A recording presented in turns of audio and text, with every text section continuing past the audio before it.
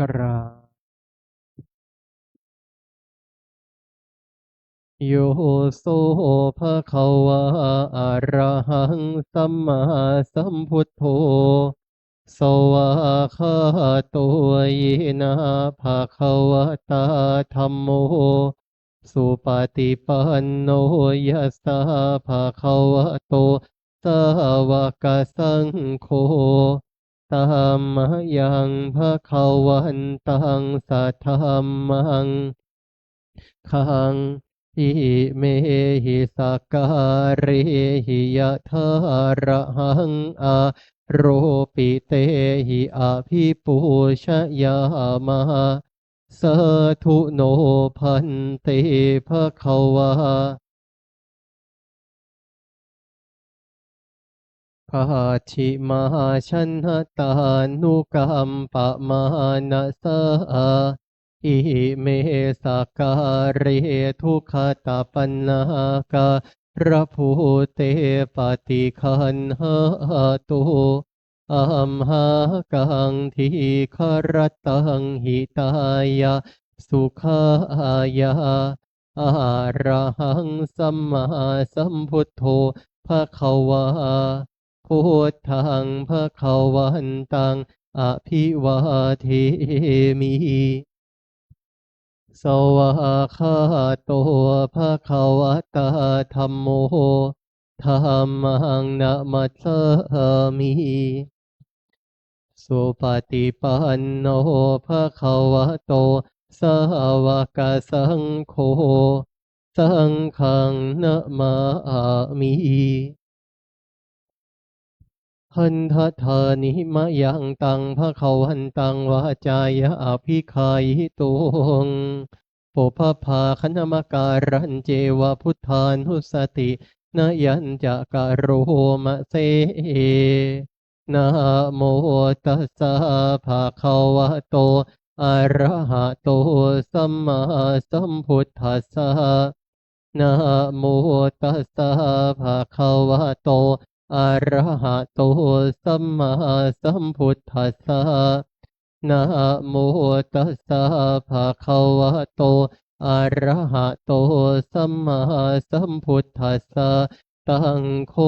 ปะนาภะคะวันตังเอวังกัลยาโน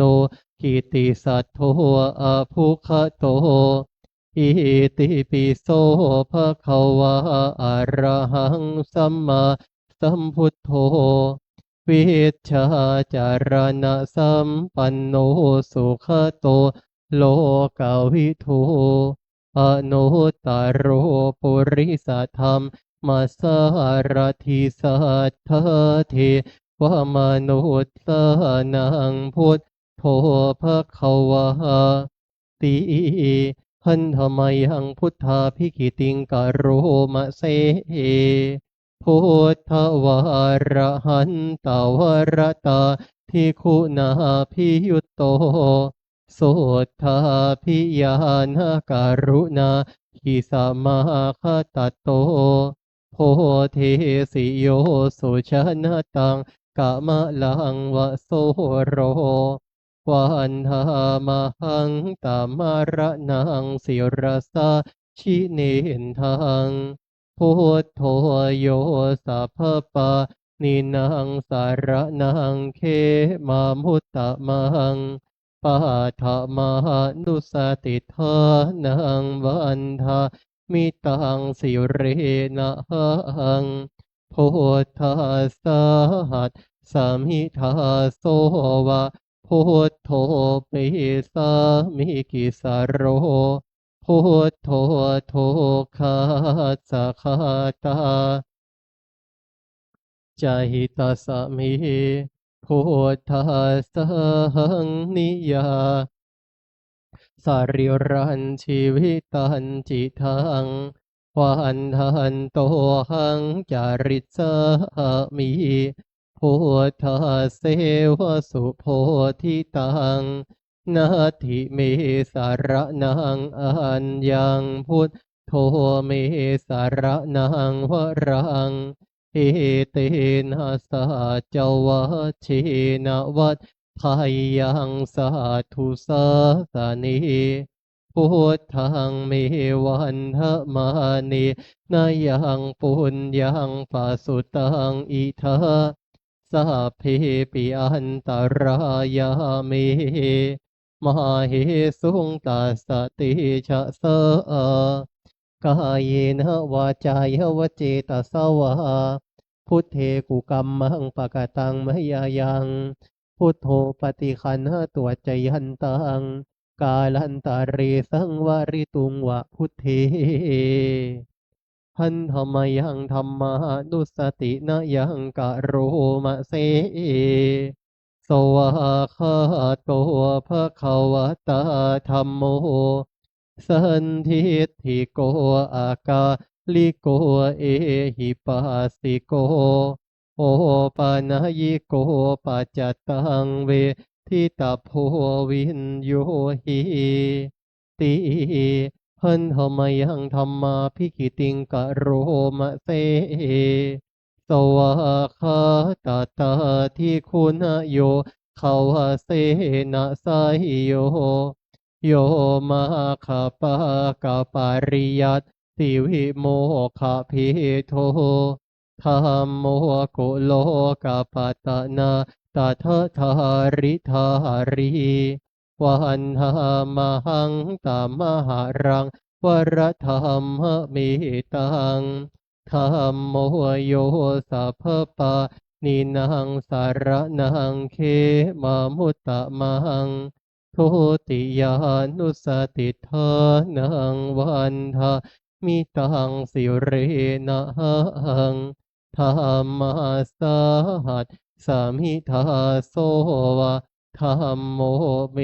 สามิกิสารโรธัมโมทุกขาสัคาตา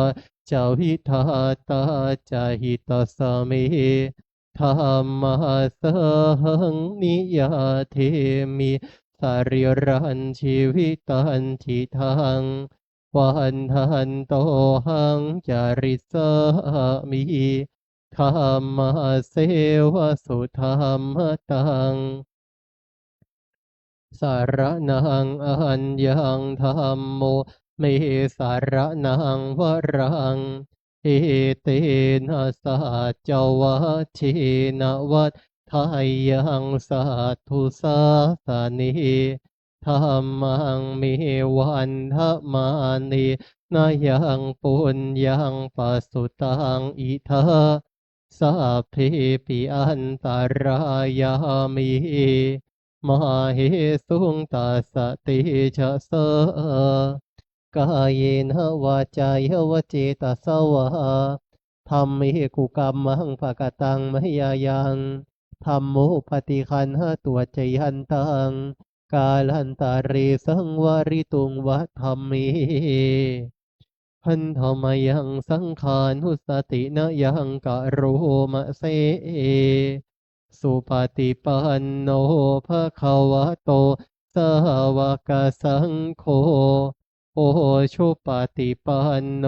ภะคะวะโตสาวกสังโฆยายาปฏิปันโนภะคะวะโตสาวกสังโฆสามีจิปฏิปันโนภะคะวะโตสาวกสังโฆยะทิทังจัตตาริปุริสายุคานิอาถาปุริสาปุคะลาเอสาภะคะวะโตสา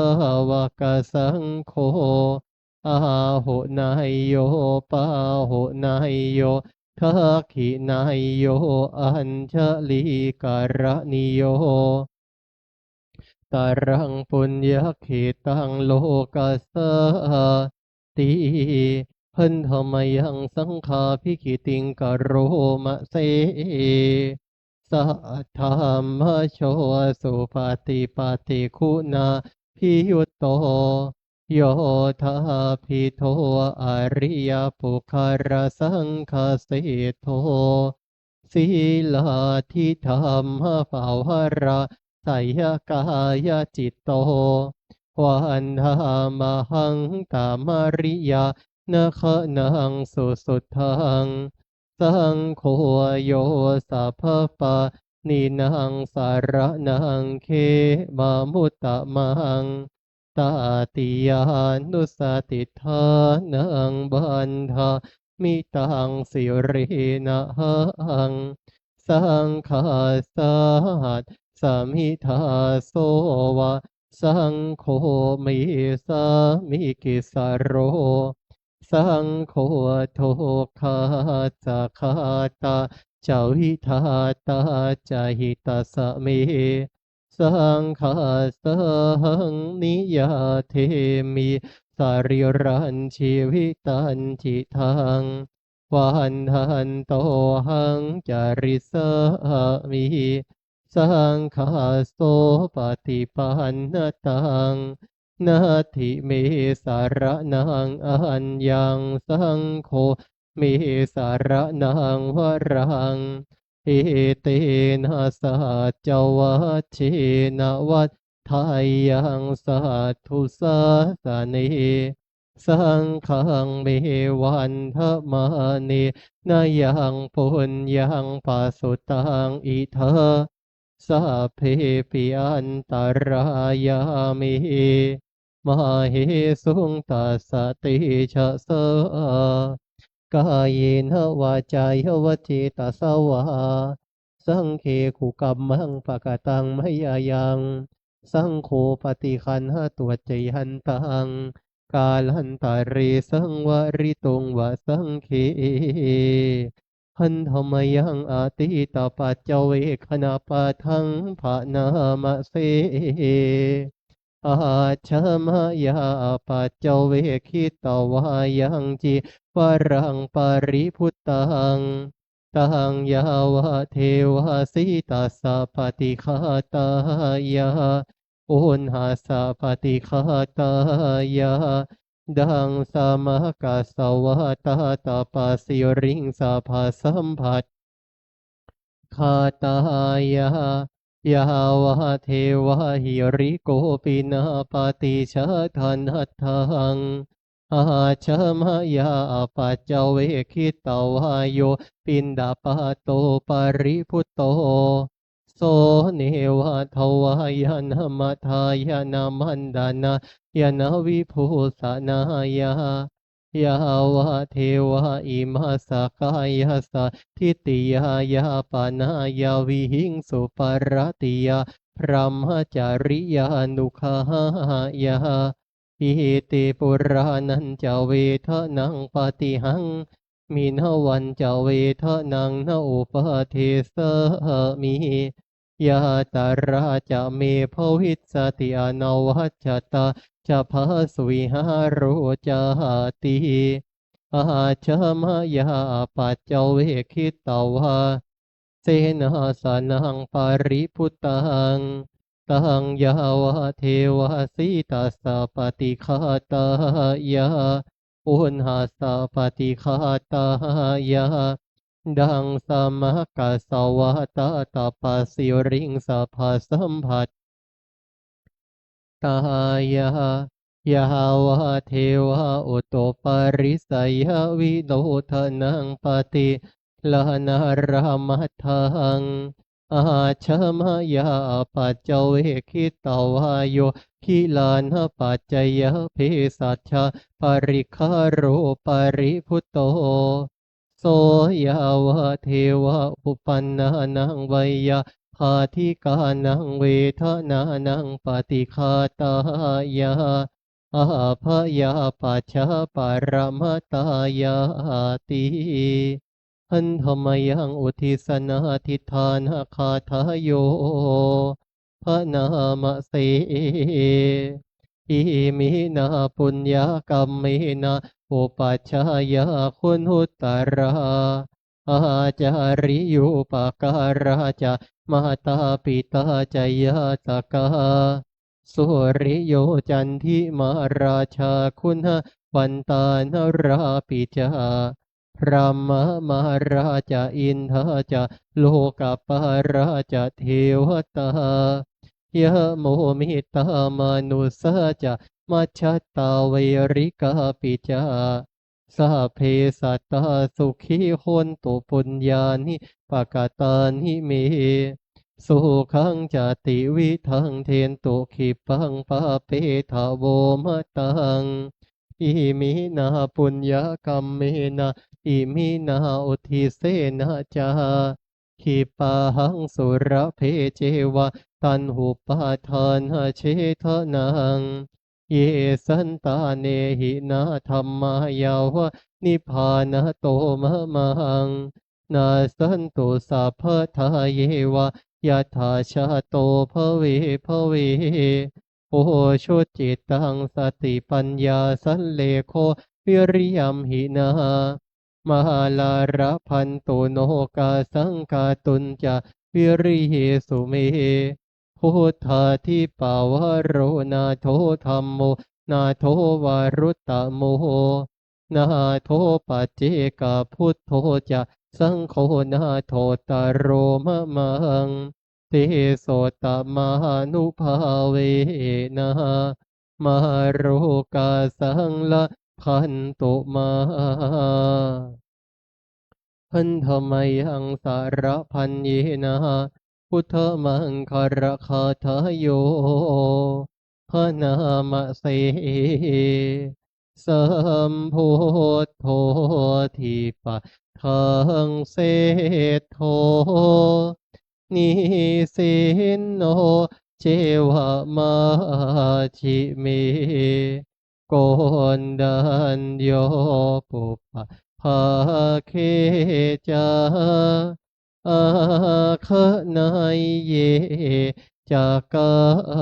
สะโปสารีปุตโตจะทักขิเนหารติเย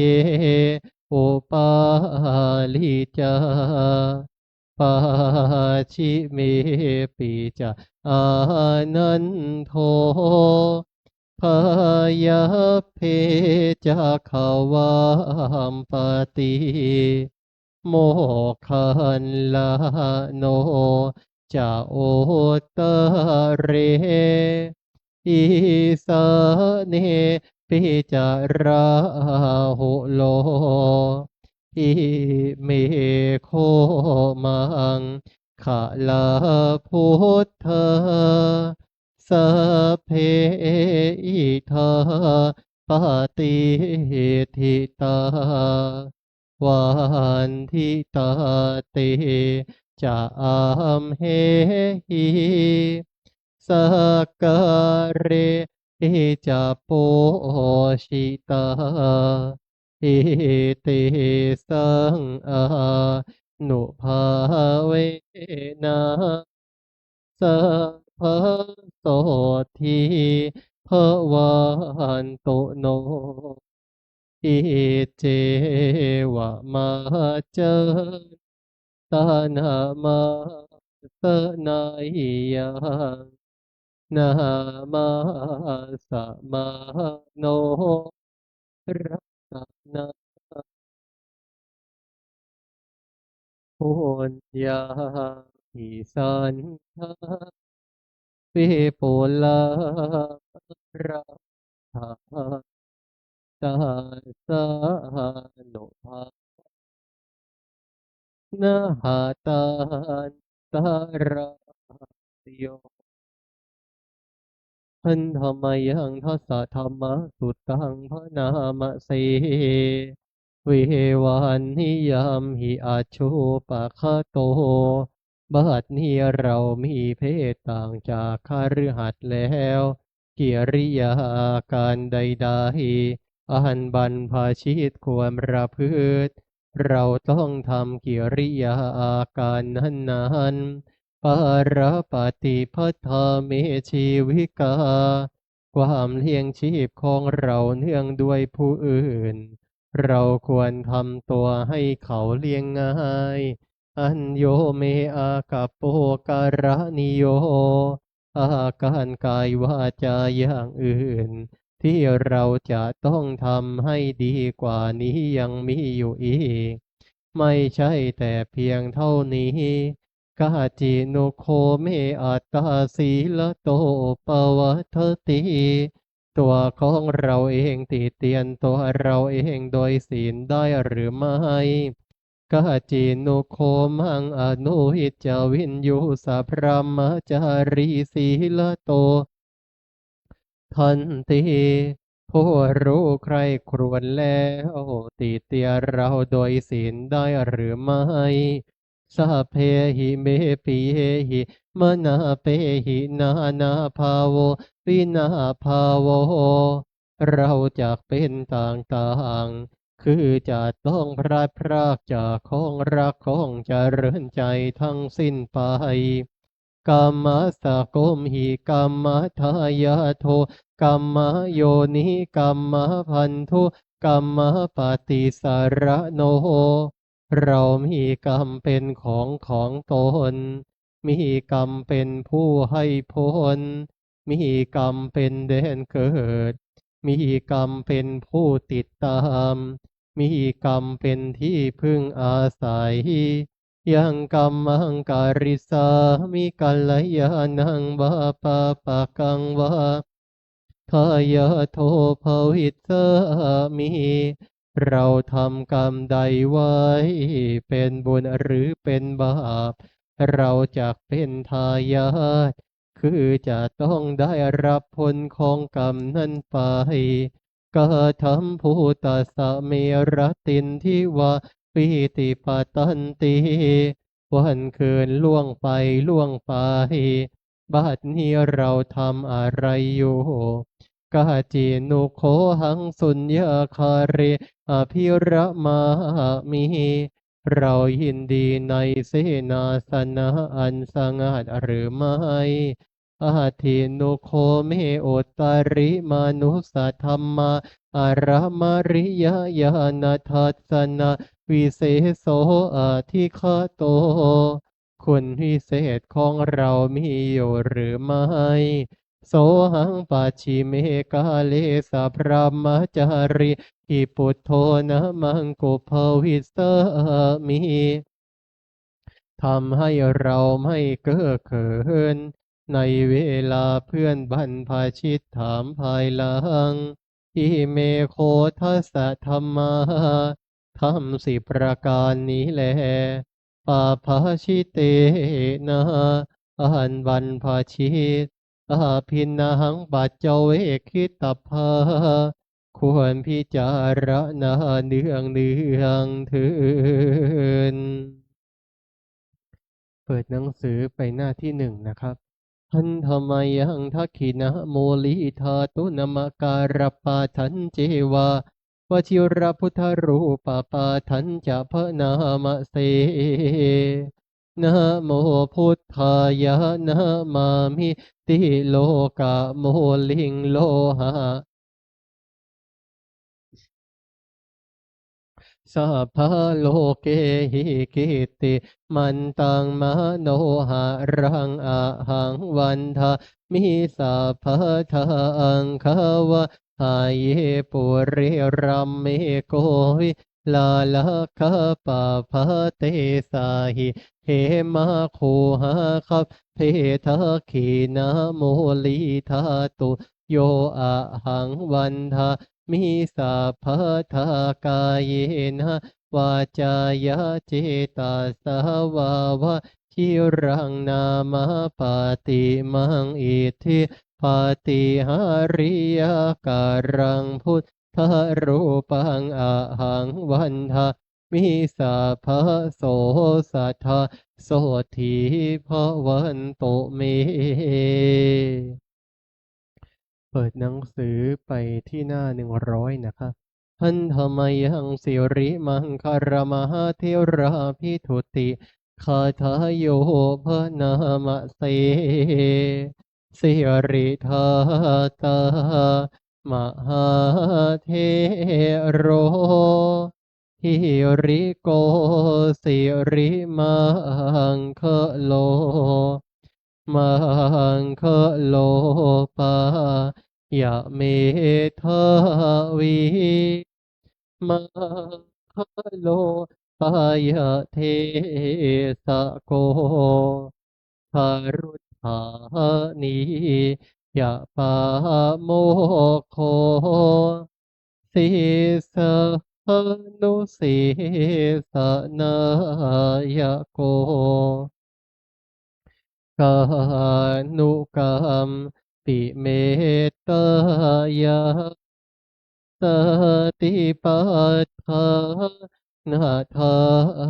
ระโกสติมาปะมาโตจาตัง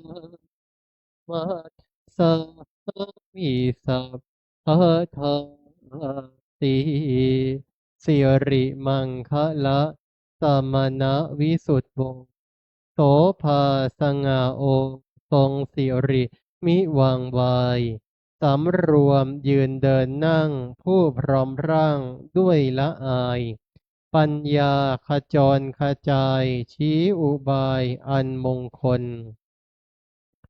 ฐานะครูนำสิทธิรู้ทุกหมู่ชน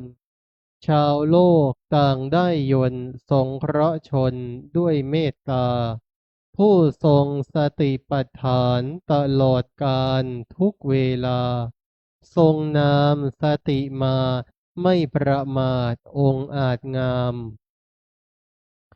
นมัสการประดิษฐานในทุกยามเทระผู้ทรงนามว่าสิริมังคะโล เปิดหนังสือไปที่หน้า 42 บทธรรมะจากกัปปวัตตนสูตรนะครับ สมันตาจักกวาเรสุอัตตรคชันตุเทวตาสัทธมังโมนิราชสะสุนันตุสักขโมคทาสักเคกาเมจารูเปคิริสิขรตะเตจันตริเควิมาเนทิเปรเทจะคาเมตารุณคหะเน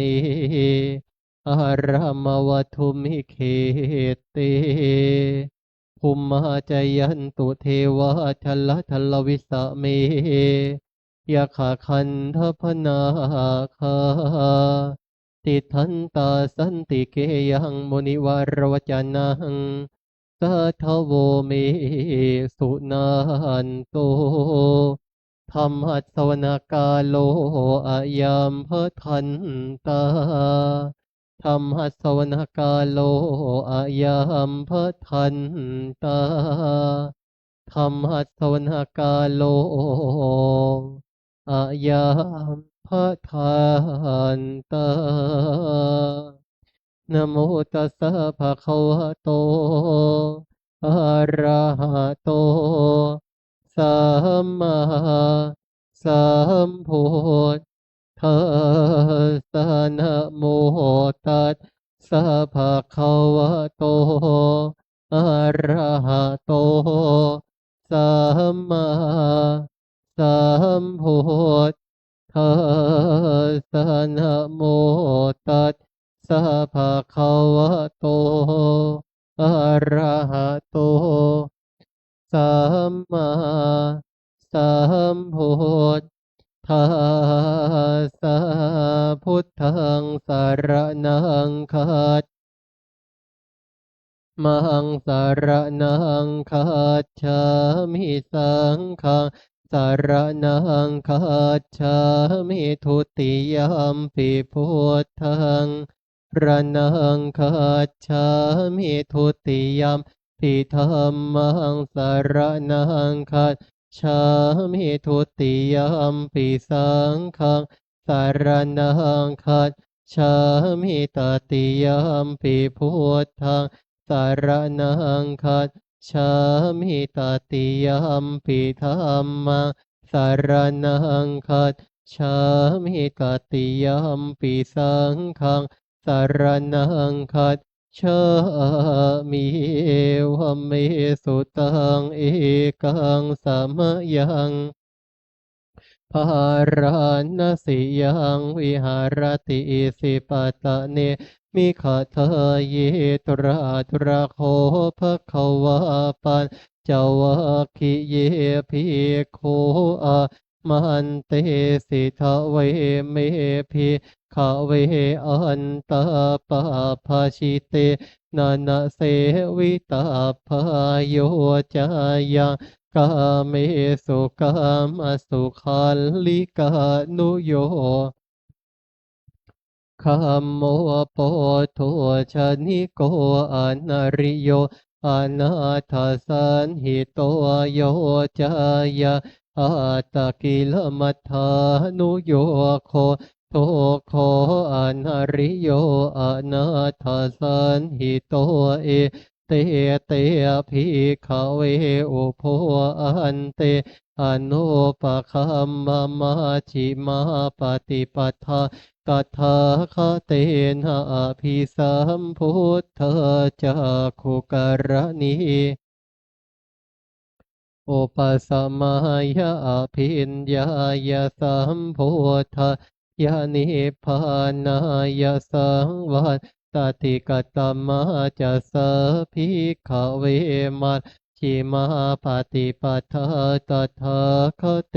นะอภิสัมพุทธาจักขุกรณียานการณีอุปสมัยอภิญญายะสัมโพธายานิพพานายะสังวัตติอายะเมวะอริโยอาทังคิโกมาโคไสยทิทังสัมมาสังกัปโปสัมมาวาจาสัมมากัป อาชิโวสัมมาวายาโมสัมมาสติสัมมาสมาธิอายังโคสะภิกขเวมัชชิมาปฏิปทาตถาคเตนะอภิสัมพุทธาจักขุการณิยานการณิอุปสมัยอภิญญายาสัมโพธายานิพพานายสังวาตติทังโคปนาภิกขเวทุกขัง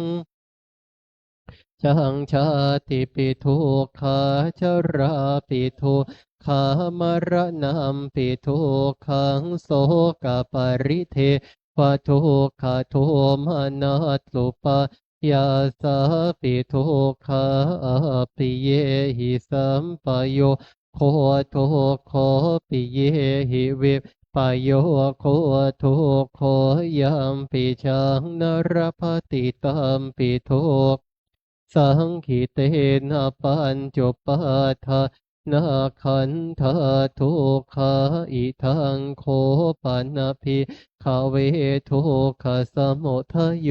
อริยสัจจังยายังตันหาปวนโนภาวิกานันทิราคาสหคตาตาตุระตาตราพินันทิเนสัยยทิทังหาภวตันหาวิภวตันหาอิทาโคปันภิกขเวทุกขานิโรโทอริยสัจจังโยตัสสะเยวตันหายาเสสวิราคานิโรโทจักโคปตินิสาโคมุติอานาระโยอิทังโคปันภิกขเวขานิโรธคามิเนปฏิปทาอริยสัจจังอายะเมวะอริโยอาทังคิโกมาโคไสยทิทังสัมมาทิมาสังกัปโปสัมมาวาจาสัมมากัมมันโตสัมมาอาชิวสัมมาวายามุสัมมาสติสัมมาสมาธิทังทุกขังอริยสัจ ภิกขเวปุเพอานาโนสุเตสุธัมเมสุจักขุงอุทธปปาทิยานังอุทธปาทิปัญญาอุทธปาทิวิชชาอุทธปาทิอาโลโกอุทธปาทิตังโคปนิทาทุกขังอริยสัจจังปริญญายันติเมภิกขเวเพอานาโนสุเตสุธัมเมสุจาโคงอุทธปาทิยานังอุทธปาทิปัญญาอุทธปาทิวิชชาอุทธปาทิอาโลโกอุทธปาทิตังโคปนิทาทุกขังอริยสัจจังปริญญาตันติเมภิกขเวสุเตสุธรรมเมสุจักโคงอุทธปาทิยานังอุทธปาทิปัญญาอุทธปาทิวิชชาอุทธปาทิอาโลโกอุทธปาทิตังโคปนิทาทุกขังอริยสัจจังปริญญาตันติเมภิกขเวปุเพอานาโนสุเตสุธรรมเมสุจักโคงอุทธปาทิยานาอุทธปาทิปัญญาอุทธปาทิวิชชาอุทธปาทิอาโลโกอุทธปาทิสังโฆทุกขสมุทัยโยอริยสัจจันติเมภิกขเวปุเพอานาโนสุเตสุธัมเมสุจาโคงอุทธปาทิยานังอุทธปาทิปัญญาอุทธปาทิวิชชาอุทธปาทิอาโลโกอุทธปาทิโคปนิทังทุกขสมุทัยโยอริยสัจจังปะหาตาพันติเมภิกขเวปุเพอานาโนสุเตสุธัมเมสุจักขุงนางอุทธปาทิปัญญาอุทธปาทิวิชชาอุทธปาทิอาโลโกอุทธปาทิตังโคปนิทังทุกขสมุทัยโยอริยสัจจังปะหินันติเมภิกขเวปุเพอานาโนสุเตสุธัมเมสุจักโคงอุทธปาทิยานาอุทธปาทิปัญญาอุทธปาทิวิชชาอุทธปาทิอาโลโกอุทธปาทิอิทังทุขานิโรโทอริยสัจจันติเมภิกขเวปุเพอานาโนสุเตสุธัมเมสุจักโคงอุทธปาทิยานาอุทธปาทิปัญญาอุทธปาทิวิชชาอุทธปาอุทธปาทิตังโคปนิทังทุกขานิโรโทอริยสัจจังสาชิกตับพันติเมภิกขเวปุเพอานาโนสุเตสุธัมเม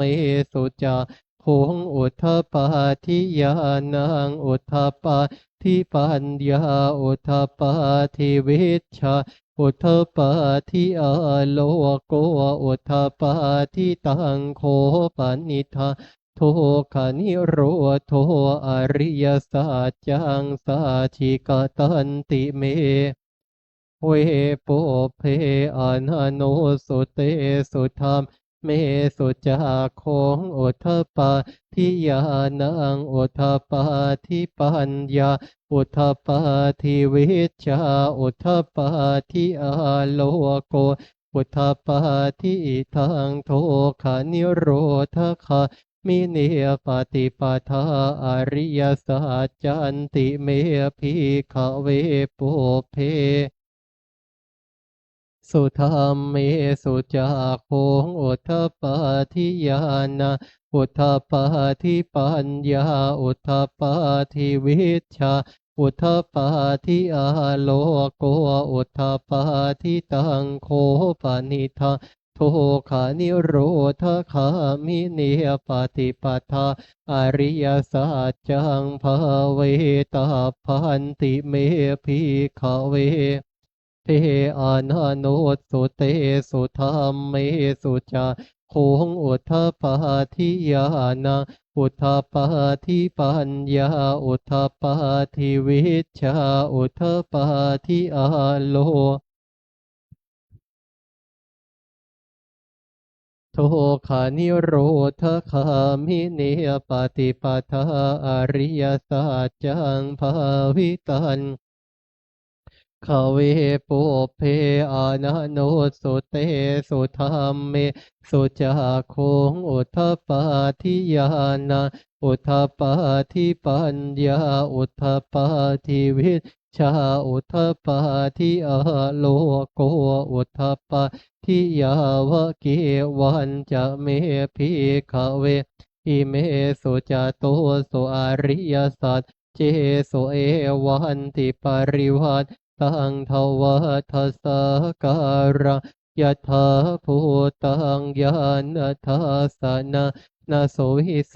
ทังอโหสิเนวตาวาหังภิกขเวสะเทวะเกโลเกสมาระเกสะพระมะเกสะสมณพรามมณิยาปัชฌายาสะเท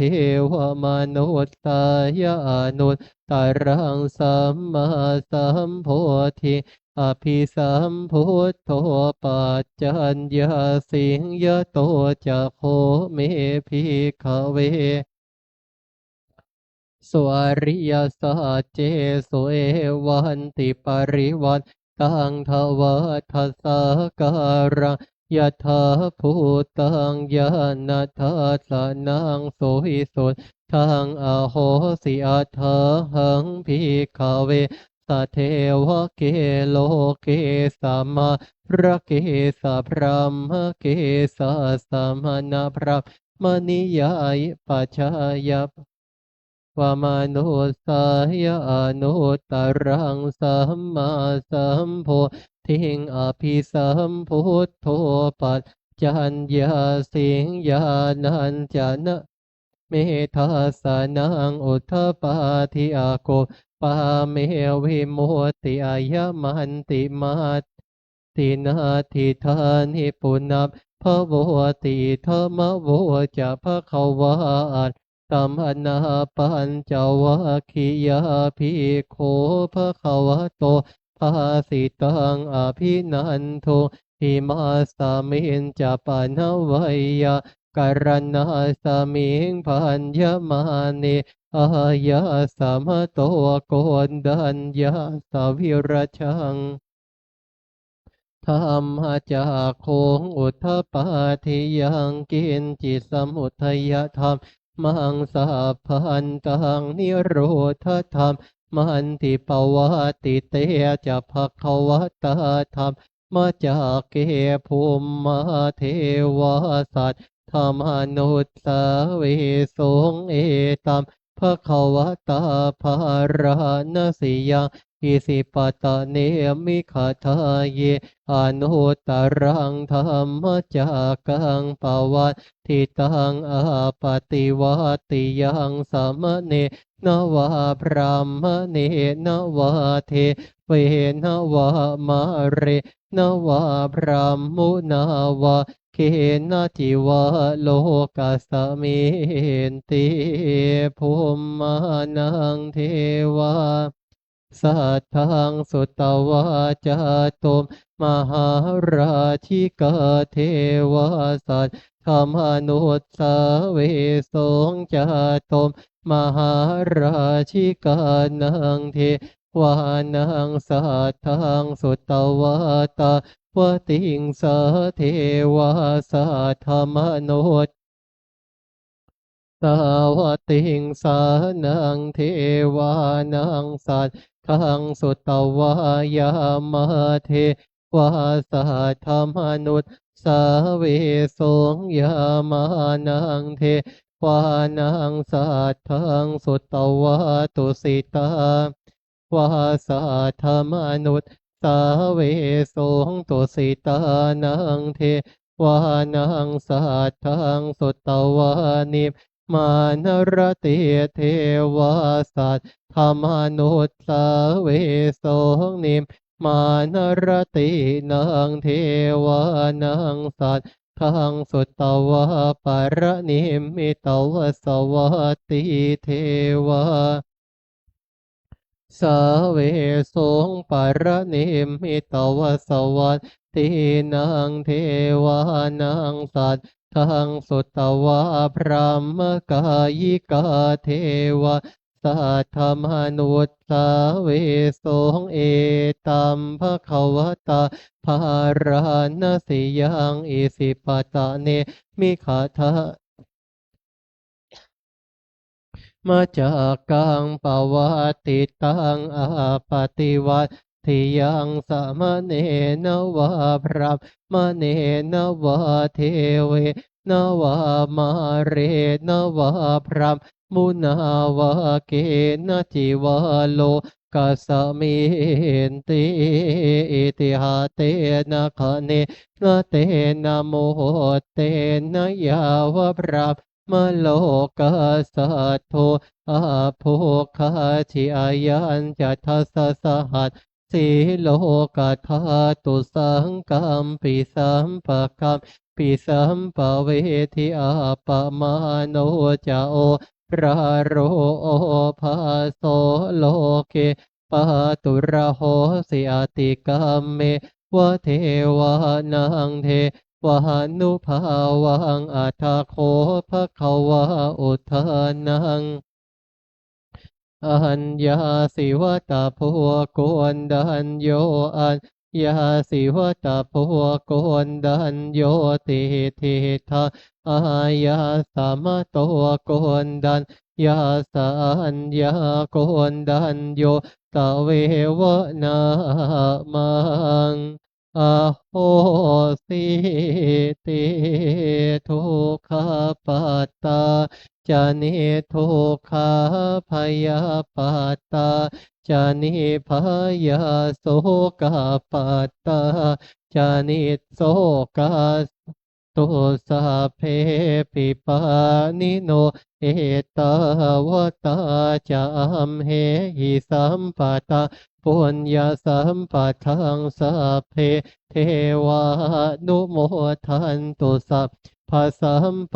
ติสิทธิยาทานาทาทันตุสัทธายสีรังระขันตุสาภาทาภาวนาพิรตาโหนตุขัดฉันตุเทวตาคตาสัพเพพุทธา ปัจเจกานันจะยังพระอรหันตานันจะเตเชนราคังพันธามิสาภาโสภวตุสาพมัง ราคันตุสาภาเทวตาสัพพะพุทธานุภาเวนัสสัทธาโสทีภวันตุเตภวตุสาพมัง ตุสาภาเทวตาสัพพะธรรมานุภาเวนัสสัทธาโสทีภวันตุเตภวตุสัพพมังคะลังราคันตุสัพพะเทวตาสัพพะสังฆาโนภาเวนัสสัทธาโสทีภวันตุเต น้อมกราบพระพุทธนะครับกราบ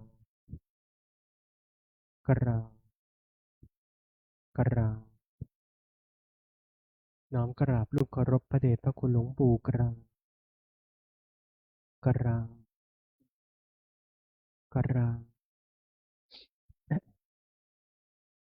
ในลำดับต่อจากนี้ไปบาศกอุบาสิกาเราท่านทั้งหลายจะได้ขอสมาทานอาตศีลและเบญจศีลจากท่านเจ้าคุณผู้ช่วยเจ้าวาดพระอมรเวทีสืบต่อไปนะครับ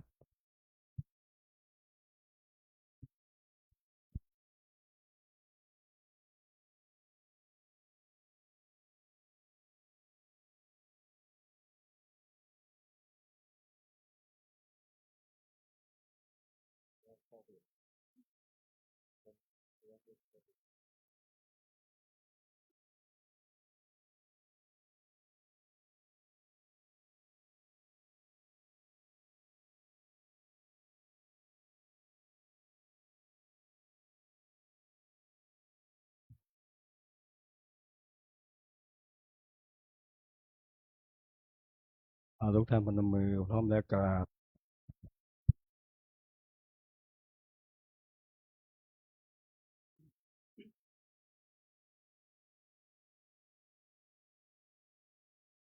อิมินาสการเรนะตังพุทธังอภิปูชยามาอิมินาสการเรนะตังธรรมังอภิปูชยามาอิมินาสการเรนะตังสังฆังอภิปูชยามาอะระหังสัมมาสัมพุทโธภะคะวาพุทธังภะคะวันตังอภิวาเทมิสวากขาโตภะคะวตาธัมโมธัมมังนามัสสามิสุปฏิปันโนภะคะวะโตภวกสังโฆสังฆังนามามิมายังพันเตติสาราเนนาสาอาทาสีลานิยาจามาทุติยมปีมายังพันเตติสาราเนนาสาอาทาสีลานิยาจามาตาติยมปีมายังพันเตติสาราเนนาสาอาทาสีลานิยาจามานะโมตัสสะภะคะวะโตอะระหะโตสัมมาสัมพุทธัสสะนะโมตัสสะภะคะวะโตอะระหะโตสัมมาสัมพุทธัสสะนะโมตัสสะภะคะวะโตอะระหะโตสัมมาสัมพุทธัสสะนะโมตัสสะภะคะวะโตอะระโตสัมมาสัมพุทธัสสะนะโมตัสสะภะคะวะโตอะระหะโตมาสัมพุทธัสสะนะโมตัสสะภะคะวะโตอะระหะโตมาสัมพุทธัสสะพุทธังสรณังคัจฉามิพุทธังสรณังคัจฉามิธัมมังสรณังคัจฉามิธัมมังสรณังคัจฉามิสังฆังสรณังคัจฉามิสังฆังสรณังคัจฉามิทุติยัมปิพุทธังสรณังคัจฉามิทุติยัมปิพุทธังสรณังคัจฉามิติยัมปิธัมมังสรณังคัจฉามิทุติยัมปิธัมมังสรณังคัจฉามิติยัมปิสังฆังสรณังคัจฉามิทุติยัมปิสังฆังสรณังคัจฉามิตติยัมปิพุทธังสรณังคัจฉามิตติยัมปิพุทธังสรณังคัจฉามิติยัมปิธัมมังสรณังคัจฉามิตติยัมปิธัมมังสรณังคัจฉามิติยัมปิสังฆังสรณังคัจฉามิต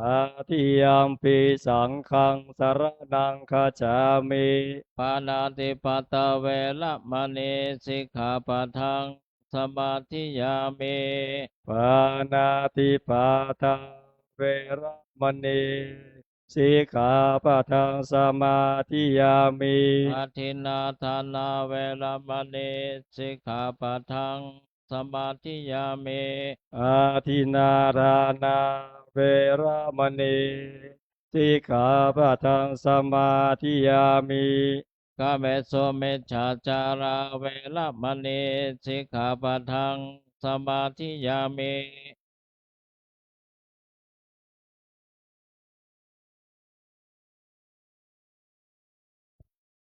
อภรหมจาริยเวรมณีสิกขาปะทังสมาธิยามิ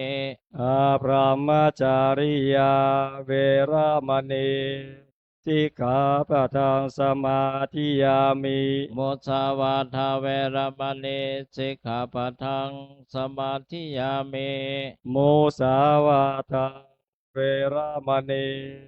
สิกขาปะทังสมาธิยามิ สุราเมรยามัชฌปมาทฐานาเวรมณีสิกขาปะทังสมาธิยามิ สุราเวระยะมัจจปมาทฐานาเวระมณีสิกขาปะทังสมาธิยามิ เวกาลโภชนาเวรมณีสิกขาปะทังสมาธิยามิ วิกาลโภชนาเวระมณีสิกขาปะทังสมาธิยามิ นาจเคตวาทิตาวิสุกัทัสสนะมาลากันทาวิเลปนะธารณะมานนะวิโพสนาฐานาเวลมณีสิกขาปะทังสมาธิยามิ นาจาคีตาวาทิตาวิสุกทัสสนะมาลาคันทะวิเลปนะอารานะมันดานะวิภูสนาฐานาเวระมณีสิกขาปะทังสมาธิยามิ อุจจาสยนามหาสยนาเวรมณีสิกขาปะทังสมาธิยามิ อุจจาสยานามหาสยนาเวระมณีสิกขาปะทังสมาธิยามิ อิมานิอัตถสิกขาปะทานิสมาธิยามิ อิมานิอาทาสิกขาปะทานิสมาธิยามิอิมานิอาทาสิกขาปะทานิสมาธิยามิอิมานิอาทาสิกขาปะทานิสมาธิยามิ อิมานิปัญจาอิมานิอัตตาสิกขาปทานิสีเลนะสุขติงยันติ สาธุ สีเลนะโภคสัมปทา สาธุ สีเลนะนิพุติงยันติ สาธุ ตัสสมาสีลังวิโสทะเย อามาพันเตกรา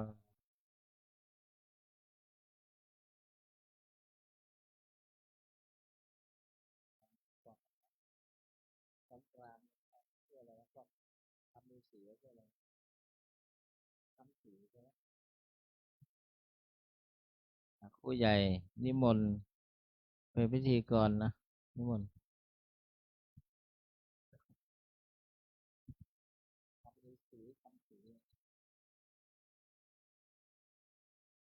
เจริญพรกับญาติโยม อุบาสกอุบาสิกาทุกท่าน หลังจากไหว้พระเจริญพระพุทธมนต์สมาทาน เบญจศีลอัฏฐศีลเสร็จเรียบร้อย เราก็จะได้ฟังธรรม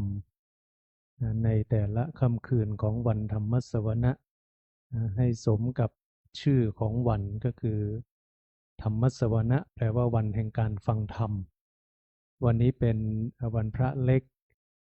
โดยปกติก็จะเป็นวาระที่ได้จัดอาราธนาสามเณรให้มาเป็นผู้ให้ธรรมะในค่ำคืนนี้ก็เป็นสามเณรตามที่ได้กำหนดเอาไว้สามเณรที่จะปาฐกถาธรรมในค่ำคืนนี้ก็เป็น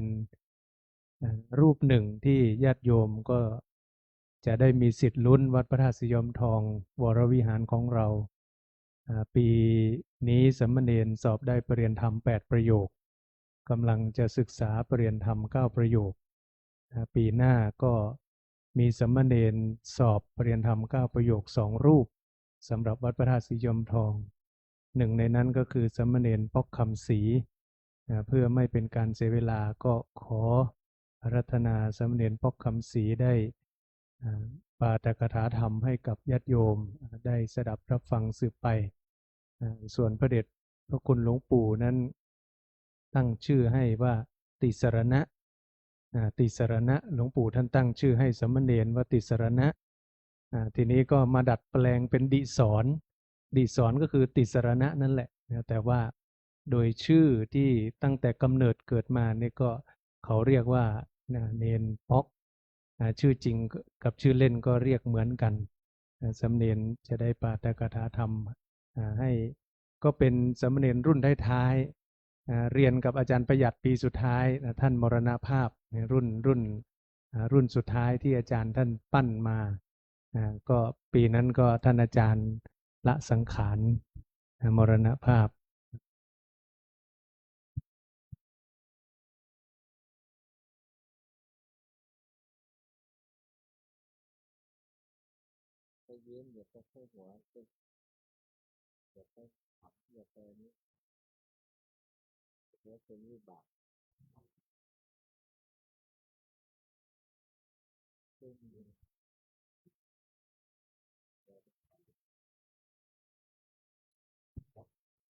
เปิดหรือยังลูกเอาไมค์ตัวนี้ให้ลูกเนน เปิดแล้วครับขอความนอบน้อมของข้าพเจ้าจงมีแด่พระรัตนตรัยขอน้อมระลึกถึงพระคุณอันประเสริฐของพระเดชพระคุณพระพรหมมงคลหลวงปู่ทองสิริมังคโลอดีตที่ปรึกษาเจ้าคณะภาค7อดีตเจ้าอาวาสวัดพระธาตุสีจอมทองวรวิหารขอถวายความเคารพแด่พระเดชพระคุณพระสุวรรณเมธีด็อกเตอร์รองเจ้าคณะจังหวัดเชียงใหม่เจ้าอาวาสวัดพระธาตุสีจอมทองวรวิหารขอถวายความเคารพพระเดชพระคุณพระอมรเวทีผู้ช่วยเจ้าอาวาสวัดพระธาตุผู้ช่วยเจ้าอาวาสพระอารามหลวงวัดพระธาตุสีจอมทองและท่านอาจารย์พระมหาธนวัฒน์ธนวัฒโนผู้ช่วยเจ้าอาวาสวัดพระธาตุสีจอมทองขอโอกาสพระเถรานุเถระพระมัชชิมะและพระนวกะขอความสวัสดีผาสุขจงมีแด่แม่ชีโยคีอุบาสกอุบาสิกาผู้ปฏิบัติธรรมทั้งหลายอาราธนาเจริญพรเอามือลงครับก็หลังจากห่างหายจากเวทีนี้ไปประมาณ1 ปีนะครับเพราะปีที่แล้วผมไปเรียนบาลีที่กรุงเทพมหานครก็รู้สึกตื่นเต้นนิดหน่อยตอนนี้แล้วก็ตอนแรกก็ไม่รู้นะครับว่าจะเอาเรื่องอะไรมาพูดดีแต่ก็เคยคุยกับอาจารย์พระมหาธนวัฒน์ว่าอยากลองทำเขาเรียกว่าคอมเมนต์บ็อกซ์หรือกล่องที่ให้โยมเขียนโน้ตแล้วมาใส่กล่องไว้ครับว่าอยากฟังเรื่องอะไรประมาณนี้ครับแต่ว่าตอนนี้ก็คงเป็นไอเดียไปก่อนนะครับเพราะเดือนหน้าผมก็จะลงไปเรียนที่กรุงเทพเหมือนกันสำหรับเรื่องที่จะเอามาบรรยายในวันนี้ก็คือเรื่องของการลามสูตรหรือว่าหลักการในการพิจารณาเกี่ยวกับการรับข้อมูลข่าวสารซึ่งถ้าเป็นสมัยก่อนสื่อหลักๆที่เราจะดูกันก็คงเป็นโทรทัศน์หรือทีวีแต่ว่าเวลาผ่านไปแล้วก็การเข้ามาของ Facebook หรือสื่อโซเชียลมีเดียออนไลน์ต่างๆก็ข่าวสารอะไรต่างๆก็จะเร็วขึ้นประชาชนสามารถเป็นสื่อให้กันและกันได้แต่ว่ามันก็จะมีทั้งข้อมูลที่จริงและก็ไม่จริงดังนั้นในหลักของพระพุทธเจ้าท่านให้หลักการพิจารณา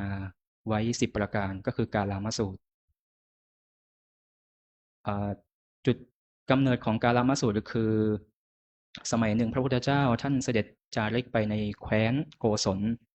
ถึงตำบลของชาวบ้านกาลามะก็ชื่อว่าเกสะปุตตนิคมชาวกาลามะก็เลยถามพระพุทธเจ้าว่ามีสมณพราหมณ์พวกหนึ่งมายังเกสะปุตตนิคมแสดงประกาศวาทะของตนแล้วก็กระทบกระเทียบวาทะดูหมิ่นวาทะของผู้อื่นแล้วก็ทำให้ไม่น่าเชื่อถืออีกพวกหนึ่งก็ทำเช่นเดียวกันข้าพระองค์ทั้งหลายจึงมีความลังเลสงสัยในสมณพราหมณ์เหล่านั้นว่าใครพูดความจริงใครพูดเท็จพระพุทธเจ้าจึงแสดงธรรมแก่ชาวกาลามะโดยทรงสอนให้พิจารณาด้วยตนเองแล้วก็ไม่ยึดถือในความเชื่อเพียงเพราะเหตุผลที่ไม่น่าเชื่อถือหรือก็คือกาลามสูตรมีอยู่10 ประการ ก็คือหนึ่งอย่าปรงใจเชื่อด้วยการฟังตามกันมาฟังสืบกันมาอาจารย์คนนู้นเล่ามาคนนี้เล่ามาก็ฟังไว้ก่อนอย่าเพิ่งปรงใจเชื่อสองอย่าเพิ่งปรงใจเชื่อด้วยการถือสืบกันมาสามอย่าปรงใจเชื่อด้วยการเล่าลือสี่อย่าปรงใจเชื่อด้วยการอ้างตำราอ้างคัมภีร์หรือหนังสือต่างๆเพราะคนที่เขียนหนังสือก็คือมนุษย์เหมือนกันก็มีมุมมองของตัวเองในเรื่องต่างๆซึ่งอาจจะจริงบ้างไม่จริงบ้างถูกบ้างไม่ถูกบ้างห้าอย่าปรงใจเชื่อเพราะตรรกะหรือคือการคิดเอาเองหกอย่าปรงใจเชื่อเพียงเพราะการอนุมานเจ็ดอย่าปรงใจเชื่อด้วยการคิดตรองเอาตามแนวเหตุผลแปดอย่าปรงใจเชื่อเพราะเข้ากันได้กับทฤษฎีที่มีคนคิดไว้แล้วมีคนวิเคราะห์ไว้แล้วอย่างนี้นะข้อ9อย่าปรงใจเชื่อเพราะมองเห็นว่ามันน่าจะเป็นไปได้และข้อสุดท้ายข้อ10อย่าปรงใจเชื่อเพราะเรานับถือว่าคนที่พูดเป็นอาจารย์เป็นครูเป็นคนที่เรานับถือเมื่อใดท่านทั้งหลายพึงรู้เห็นด้วยตนเองเท่านั้นว่าธรรมเหล่านี้เป็นอกุศลธรรมเหล่านี้มีโทษธรรมเหล่านี้ผู้รู้ติเตียนธรรมเหล่านี้ที่บุคคลถือปฏิบัติแล้วย่อมเป็นไปเพื่อความไม่เกื้อกูลและเป็นทุกข์เมื่อนั้นท่านทั้งหลายควรละธรรมเหล่านั้นเสียนี่คือสิ่งที่พระพุทธเจ้าท่านตรัสแก่ชาวกาลามะ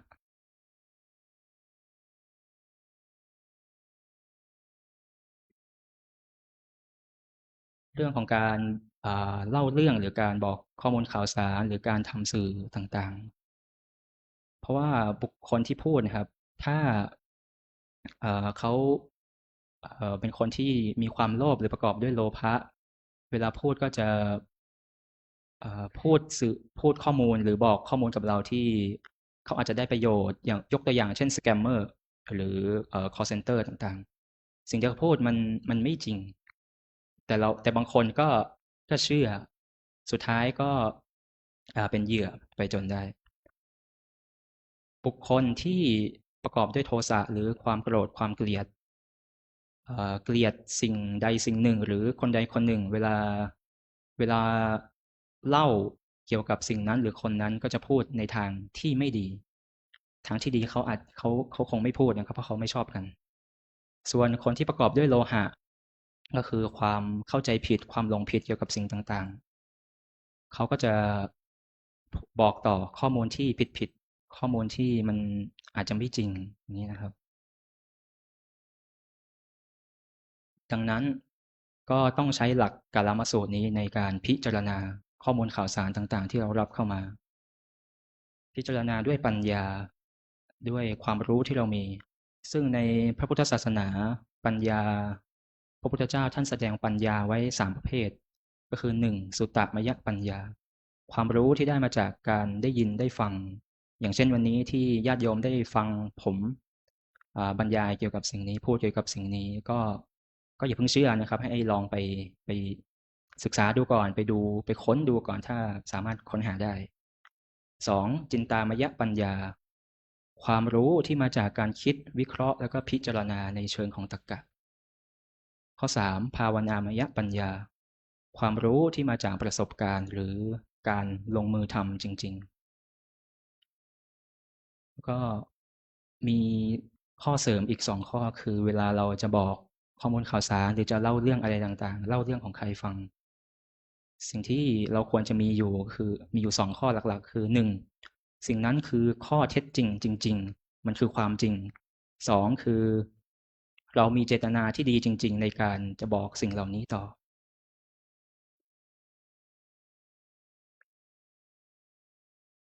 ส่วนเราบอกไปแล้วเล่าไปแล้วคนอื่นคนที่เราบอกเขาจะเชื่อหรือไม่เชื่ออันนั้นก็ขึ้นอยู่กับเขานะครับเราไม่สามารถควบคุมส่วนนั้นได้ก็เราก็ต้องระวังใจตัวเองไม่ให้เป็นทุกข์พูดไปแล้วเขาไม่เชื่อก็แล้วแต่เขามันแล้วแต่เขาจริงๆเราระวังจิตใจตัวเองไม่ให้เป็นทุกข์นะครับ ก็ผมก็เตรียมมาสั้นๆประมาณนี้แต่ก็เนื่องจากผมได้เห็นผู้ปฏิบัติธรรมชาวต่างชาติมายังวัดของเราค่อนข้างเยอะในช่วงนี้ผมก็ได้เตรียมการบรรยายเป็นภาษาอังกฤษมาด้วยแต่ว่ามันอาจจะสั้นๆนะครับเพราะว่าภาษาอังกฤษผมยังไม่ค่อยดีมากก็จะพยายามดูนะครับ I want to say hello to foreign Dhamma practitioners. First of all, I have to tell you that my English is not that good, but I use tools and AI to help me translate this content because I have seen a lot of foreign Dhamma practitioners and you have joined tonight's activities. I don't want you to feel bored. So I want to present myself. I am Novice Dixon Kamsi, or you can call me Novice Bok. The content today is about Kalama Sutta. So in the present day, we receive information from many different media channels. This information can be both true and untrue. The Buddha therefore gave us 10 principles for consuming information. These principles are known as the Kalama Sutta. The Buddha was traveling in the Kosala kingdom and arrived at the town of the Kalamas. It's called Kesaputta. The Kalamas asked the Buddha, there are two groups of ascetics and Brahmins who come to Kesaputta. They explain and promote only their old doctrines while criticizing, looking down upon, and discrediting the doctrines of others, making them seem untrustworthy. We are doubtful and uncertain about these ascetics and Brahmins who speak the truth and who speaks falsely. So the Buddha then gave 10 principles for consuming information. It's Kalama Sutta. Do not believe something just because you have heard it. Do not believe something just because it has been traditionally handed down. Do not believe something just because it's rumor. Do not believe something just because it is cite in text or scriptures. Do not believe something because of logic. Do not believe something because of inference. Do not believe something just because it aligns with reasoned thinking. Do not believe something because it fits with a theory you have already contemplated. Do not believe something just because it seems plausible. And do not believe something because you respect the teacher. Why these principles? Because people with greed will share information that benefits them, even if it's not true or good. People with anger or hatred towards someone or something will spread negative information about that person or thing. People with delusion or false beliefs will pass on incorrect information to others. And in Buddhism, there are 3 types of wisdom. 1. Suttamaya Panya, wisdom that comes from hearing and listening. 2. Chintamaya Panya, wisdom that comes from thinking, analyzing, and logical consideration. 3. Pavanamaya Panya, wisdom that comes from experience or actual practice. When you will share information or stories to others, you should use 2 principles. Number 1, what you say must be factual. 2, you share with good intentions and goodwill. Then other people will believe what you say or will not believe. It depends on them. It's beyond our control. We must also manage our own minds to avoid suffering. And I hope this will be beneficial and help you in some way. And if you see me anyway, you can come and talk to me, and because I also want to improve my English. Yeah. So finally, I wish for you all to achieve your goals in coming to this temple, to have good health and good fight and to find happiness every day. That's all. Thank you for listening. ครับผมก็เตรียมมาประมาณนี้นะครับสำหรับวันนี้เนื่องจากห่างหายเวทีนี้ไปนานแล้วก็รู้สึกตื่นเต้นนิดหน่อยครับก็อย่างที่บอกครับถ้าสมมุติถ้าเจอผมหรือเจออาจารย์พระมหาธนวัฒน์หรือเจอองค์ปาฐกถาก็แล้วแต่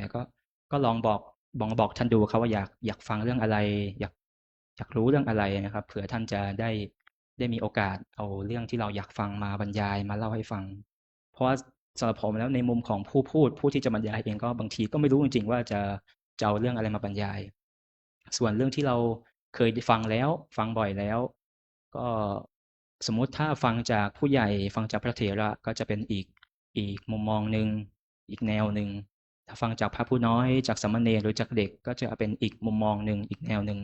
มันก็ขึ้นอยู่กับความรู้ประสบการณ์แล้วก็มุมมองของแต่ละบุคคล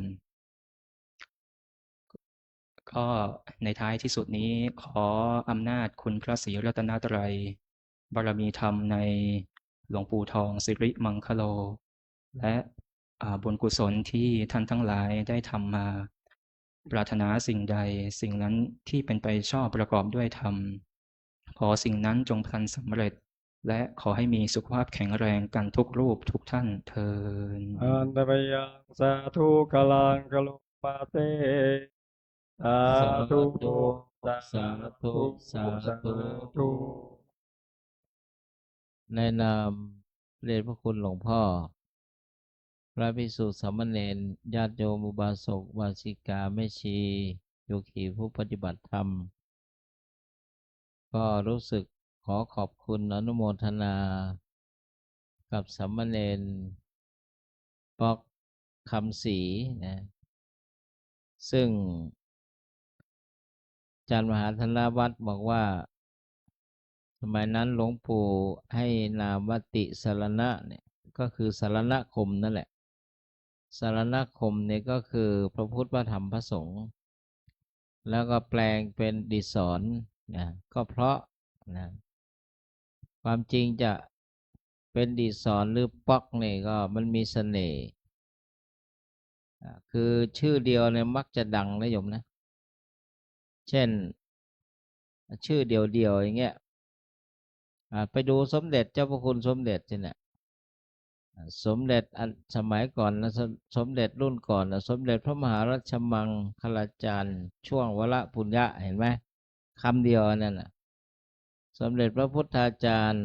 หลวงพ่อเกี่ยวอุปเสนะมหาเถรเห็นไหมชื่อคำเดียวนะชื่อปอกนี่ก็เพราะอยู่ปอกแล้วก็เป็นวิทยากรให้ธรรมะแก่ญาติโยมนะโยมพี่ปอกนี่อาจารย์ธนวัฒน์บอกว่าเขามาเป็นลูกศิษย์วัดพระธาตุจอมทองเราตั้งแต่เล็กอาตมาก็บอกว่าสามเณรออกเสียงอักขระชัดเจนดีนะบุคลิกลักษณะมีความเป็นผู้นำนะตั้งแต่นู่นน่ะเป็นสามเณรเล็กๆแล้วก็ครูใหญ่ก็ให้ดูแลน้องๆในฐานะเป็นพี่ใหญ่ตอนนั้นปีนี้ได้ปริญญาธรรม8 ประโยคเป็นสามเณรเป็นพี่เขาต่อไปปีหน้าเนี่ยปีนี้เรียนประโยค9ละแต่ว่าจะไปสอบปี2569นะครูใหญ่ปีนี้2568นี้ได้ประโยค8แล้วก็เรียนประโยค9แล้วแต่ว่าสอบประโยคปท9ก็คือ25ต้นปี2569นั่นว่าที่หนักหลวงนะปีนี้ครูใหญ่เขาบอกประโยค8สอบได้2 รูปนะสามเณรสอนรามเน้นโน้ตเน้นสอนรามนี่ก็จะอ่อนกว่าหน่อยหนึ่งนะพี่ป๊อกนี่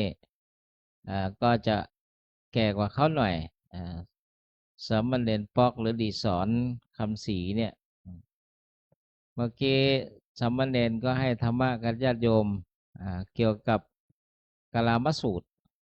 ทั้งภาคภาษาไทยและภาษาอังกฤษนะแม่หญิงสำเนียงออกเสียงชัดดีไหมแม่หญิงอาตมาให้แม่หญิงเป็นผู้ตัดสิน เพราะแม่หญิงเขาเก่งภาษาอังกฤษเนี่ยนะแม่หญิงนำโยคีต่างชาติปฏิบัติธรรมออกเสียงชัดเจนในอนาคตการนี้ในอนาคตเนี่ยเราหวังว่าจะมีพระมหาประโยคเก้าเทศให้ธรรมะกับญาติโยมทั้งภาคภาษาไทยและภาษาอังกฤษนะจะเป็นเรื่องที่ยอดเยี่ยมมากเลยนะยอดเยี่ยมมากแต่ก็เอาทีละขั้นทีละตอนนะตอนนี้อย่าเพิ่งไปอันนี้กระสันเน้นมากให้มุ่งมั่นในเรื่องประโยคปทเก้า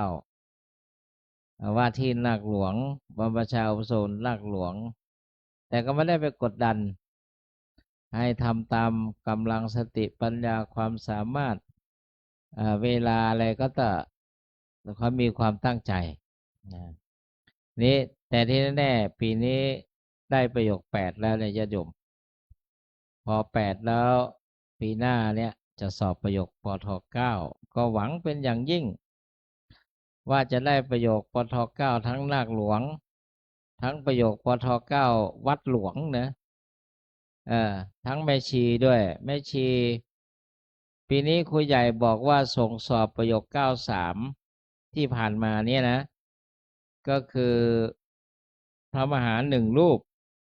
บาลีศึกษา9แม่ชี2ท่าน2คนนะแม่ชีเนี่ยไม่ต้องนับเป็นรูปโดยสมมุติเอาเป็น2คน2ท่านเนี่ยก็แล้วกันบางทีญาติโยมนี่ใช้ศัพท์ของพระเนี่ยมันพลิกกันได้มันแพลงกัน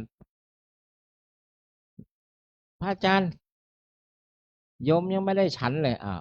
ไปนู่นเลยมันมีนะ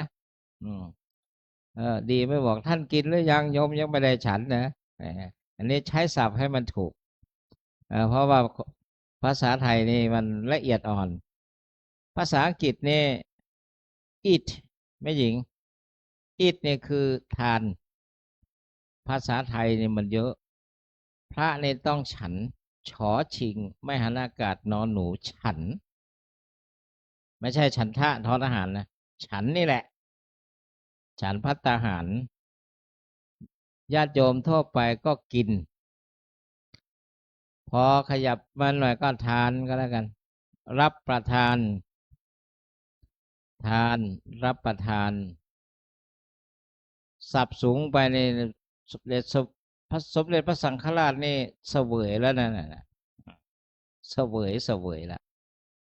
แต่ภาษาอังกฤษนี่ใช้คำเดียวคือ eat เหมือนคำว่าเสียชีวิตเนี่ยภาษาอังกฤษนั้นไม่ยิงใช้ death ตัวเดียวใช่ไหม death หรือ die ใช่ไหมแต่ภาษาไทยเนี่ยมันเยอะนะโดยเอาศัพท์สามัญเนี่ยพระเนี่ยมรณภาพหรือละสังขารอะไรก็แล้วแต่สวรรคตเนี่ยสมเด็จพระสังฆราชในสวรรคตนั้นนอกนั้นยังมรณภาพอยู่นะสมเด็จพระสังฆราชนี่แหละโดยศัพท์นะญาติโยมนั่นแหละถึงแก่พิลาไลที่วงคตสวรรคตถึงแก่พิลาไลอสัญญกรรมผู้มีเกียรติอสัญญกรรมอนิจจกรรมอะไรก็ว่ากันไปเนี่ยมันเยอะแต่ว่าภาษาอังกฤษนี่จะชัดเจนใช้ไม่กี่คำอย่างนี้นะเมื่อกี้สมณเณรพูดถึงกาลามสูตรพระสูตรนี้อยู่ในพระไตรปิฎกพระพุทธองค์ตรัสแก่ชนชาวกาลามะเกสปุตตนิคมจึงเรียกว่ากาลามสูตรหรือเกสปุตตสูตรตรัสแก่ชนชาวกาลามะเหมือนญาติโยมเนี่ยเหมือนจอมทองเนี่ยมันเหมือนอินเตอร์เนชั่นแนลเนี่ยเหมือนวัดอินเตอร์เนชั่นแนลเนี่ยทุกชาติพันธุ์เนี่ยนะถามนั้นมาจากไหนไชน่าในแคนาดามาจากฝรั่งเศสมาจากอิตาลีแคนาดาเม็กซิโกอิสราเอลแต่เลบานอนไม่เห็นนะเจอแต่อิสราเอลนะเลบานอนได้ตัวใครตัวมันนะ กุฏิใครกุฏิมัน เดี๋ยวอาตมาก็เสร็จจากนี้ก็ไปเลบานอนเหมือนกันนั่นแหละนะจะไปอาหรับก็ว่ากันไปอันนี้เรียกว่าจอมทองเนี่ยมันเป็นเส้นทางคมนาคมต่างทางผ่านญาติโยมลองดูเหมือนเกษปุตตนิคมเนี่ยนะเพราะนั้นญาติโยมก็ฟังเยอะนู่นนี่นั่นเราต้องยึดหลักไว้ต้องยึดหลักจะไปเชื่อเกจิครูบาอาจารย์ที่ไม่ผิดนี่ก็ไม่เป็นไรต้องปฏิบัติให้ถูกให้ยึดหลักพระพุทธวจนะพระธรรมคำสอนเป็นหลักยึดเหมือนชาวกาลามะเนี่ยทูลถามพระพุทธองค์ว่าจะปฏิบัติอย่างไรพระองค์ทรงตัดพระสูตรคือกาลามสูตรว่า